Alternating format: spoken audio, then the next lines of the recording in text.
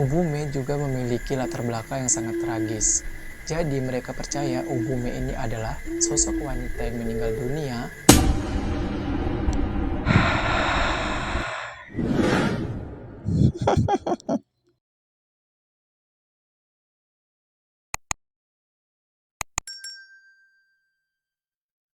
Hai guys, Assalamualaikum warahmatullahi wabarakatuh. Terima kasih untuk kamu yang udah berhenti scroll dan ngeklik video ini. Dan aku juga mengucapkan terima kasih untuk kamu yang udah subscribe. Dan untuk kamu yang belum subscribe, subscribe dulu di bawah, oke? Dan setelah aku lihat-lihat belakangan ini, kayaknya kalian tuh lebih suka aku ngebahas kisah horor ya. Jadi kali ini aku akan membahas atau menceritakan tentang horor lagi. Nah, karena di video sebelumnya aku udah ngebahas beberapa hantu dari luar negeri yang memiliki kesamaan sama hantu yang ada di Indonesia. Dan kali ini aku memilih untuk membahas beberapa hantu yang berasal dari Jepang. Nah guys, bagaimana cerita lengkapnya? Langsung aja aku bercerita, kamu mendengarkan.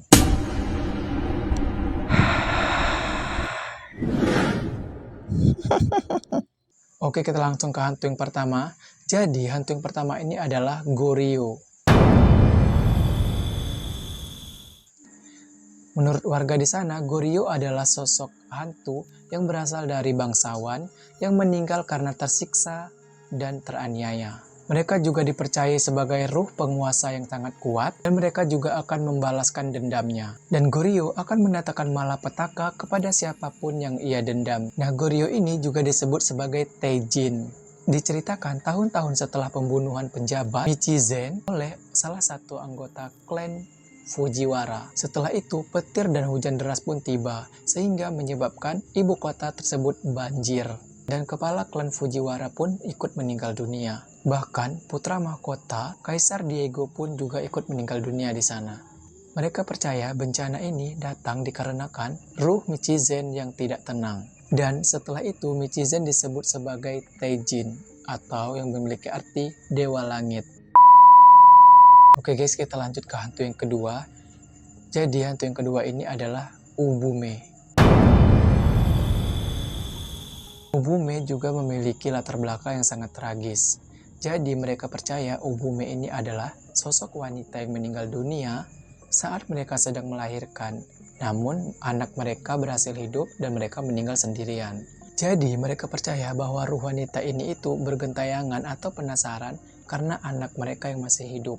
Dan Ubume ini digambarkan sebagai sosok wanita yang biasanya menampakkan diri dengan yang sedang menggendong bayi. Dan ketika dia melihat seseorang yang berjalan kaki, maka dia akan memberhentikan orang tersebut dan dia akan memberikan bayinya kepada orang tersebut dan dia akan menghilang begitu saja. Oke, kita lanjut ke hantu berikutnya, yaitu adalah orang Jepang percaya bahwa Shiryu adalah ruh dari seseorang yang baru saja meninggal. Nah, kemunculan mereka bertujuan untuk mendatangi kerabat-kerabat dekatnya untuk mengucapkan salam perpisahan untuk terakhir kalinya.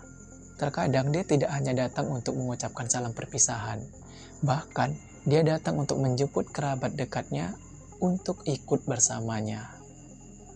Ada sebuah cerita nih, dari seorang gadis yang ditinggal meninggal ayahnya secara mendadak, dan satu malam setelahnya, ruh ayahnya ini mengunjungi dia. Namun sayang, dia tidak bermaksud untuk mengucapkan kata perpisahan untuk terakhir kalinya, melainkan untuk menyeret putri kesayangannya untuk ikut bersama kematiannya. Padahal kerabat dan teman-teman putrinya ini sudah nginap nih di rumah untuk nemanin putrinya, supaya tidak terjadi apa-apa. Tapi ruh dari ayah wanita ini selalu datang di malam hari. Oke, kita lanjut ke hantu berikutnya. Hantu ini adalah Funayure. Funayure di sana dipercaya sebagai ruh dari seseorang yang tenggelam di bangkai kapal. Dan mereka memiliki keinginan untuk membalas dendam atas kematian mereka.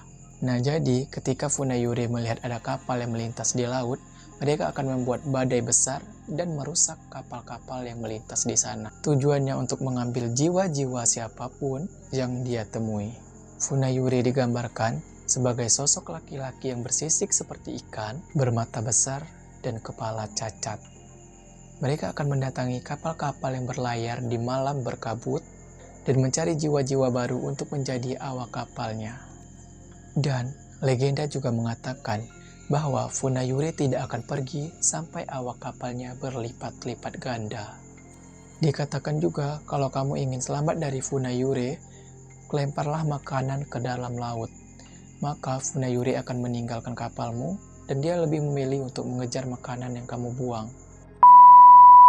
Oke, kita lanjut ke hantu berikutnya yaitu Fudakaeshi.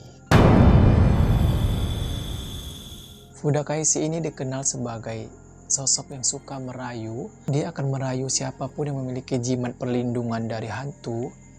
Nah, jadi misalnya kamu punya jimat nih perlindungan dari sosok-sosok hantu, dan dia akan merayu kamu untuk melepaskan jimat tersebut supaya dia bisa mendekati kamu.